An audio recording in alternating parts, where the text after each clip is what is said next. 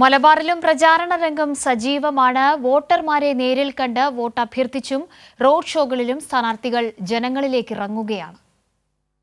Kasaragod parliament മണ്ഡലം LDF സ്ഥാനാർത്ഥി MB Balakrishnan മാസ്റ്ററുടെ പര്യടനം മഞ്ചേശ്വരം നിയോജക മണ്ഡലത്തിലായിരുന്നു. പൈവളികെ രക്തസാക്ഷി മണ്ഡപത്തിൽ പുഷ്പാർച്ചനയോടെയാണ് പ്രചാരണം ആരംഭിച്ചത്. വിവിധ സ്ഥാപനങ്ങളിലും കോളേജിലുമെത്തി അദ്ദേഹം വോട്ട് അഭ്യർത്ഥിച്ചു. കുമ്പളയിൽ നിന്ന് പെർള വരെ റോഡ് ഷോ നടത്തി.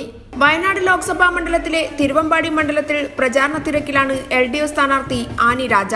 തിരുവമ്പാടി, ഏറനാട് എന്നിവിടങ്ങളിൽ പ്രചാരണ പരിപാടികളിലായിരുന്നു അവർ. വണ്ടൂർ, നിലമ്പൂർ മണ്ഡലങ്ങളിൽ റോഡ് ഷോകളിലും ആനി രാജ പങ്കെടുത്തു. മലപ്പുറം മണ്ഡലം LDF സ്ഥാനാർത്ഥി V വസീഫ് വേങ്ങര മണ്ഡലത്തിലാണ് ഇന്ന് വോട്ടർമാരെ കണ്ടത്. ET മുഹമ്മദ് ബഷീറിന് പ്രചാരണം ഇല്ലായിരുന്നു.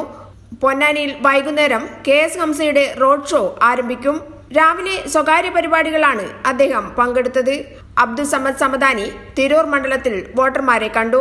പാലക്കാട് LDF സ്ഥാനാർത്ഥി A വിജയരാഘവന്റെ പ്രചാരണ പരിപാടി രാവിലെ പട്ടാമ്പിയിലാണ് ആരംഭിച്ചത്. LDF പ്രവർത്തകർക്കൊപ്പവും വീടുകൾ സന്ദർശിച്ചുമായിരുന്നു ഇന്നത്തെ പ്രചാരണം. പട്ടാമ്പിയിൽ അദ്ദേഹം റോഡ് ഷോയിലും പങ്കെടുത്തു. ആലത്തൂർ മണ്ഡലം LDF സ്ഥാനാർത്ഥി K രാധാകൃഷ്ണൻ തൃശൂർ ജില്ലയിലെ കുന്നംകുളം മണ്ഡലത്തിലാണ് ഇന്ന് പ്രചാരണം നടത്തിയത്. മലപ്പുറത്തിന്റെ ചില ഭാഗങ്ങളിലും അദ്ദേഹം വോട്ടർമാരെ നേരിട്ട് കണ്ടു. വടകരയിൽ മത്സരിക്കുന്ന LDF സ്ഥാനാർത്ഥി KK ശൈലജ ടീച്ചർക്ക് ഇന്ന് പ്രചാരണമൊന്നും ഉണ്ടായില്ല. നാളെയാണ് ശൈലജ ടീച്ചർ പ്രചാരണ പരിപാടിക്ക് വടകരയിൽ ഇറങ്ങുക. കോഴിക്കോട് മണ്ഡലത്തിലെ LDF സ്ഥാനാർത്ഥി എളമരം കരീം എലത്തൂർ മണ്ഡലത്തിലാണ് ഇന്ന് പ്രചാരണം നടത്തിയത്. SK ബസാറിലെത്തിയ സ്ഥാനാർത്ഥി വോട്ടർമാരെ നേരിട്ട് കണ്ട് വോട്ട് അഭ്യർത്ഥിച്ചു. എരഞ്ഞിക്കൽ മേഖലയിലും തലക്കുളത്തൂർ പഞ്ചായത്തിലും നന്മണ്ട പഞ്ചായത്തിലും ഉച്ചവരെയായിരുന്നു സ്ഥാനാർത്ഥി പര്യടനം നടത്തിയത്.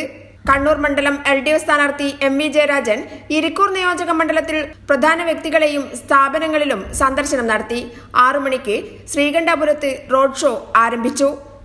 കൈരളി ന്യൂസ്, കോഴിക്കോട്.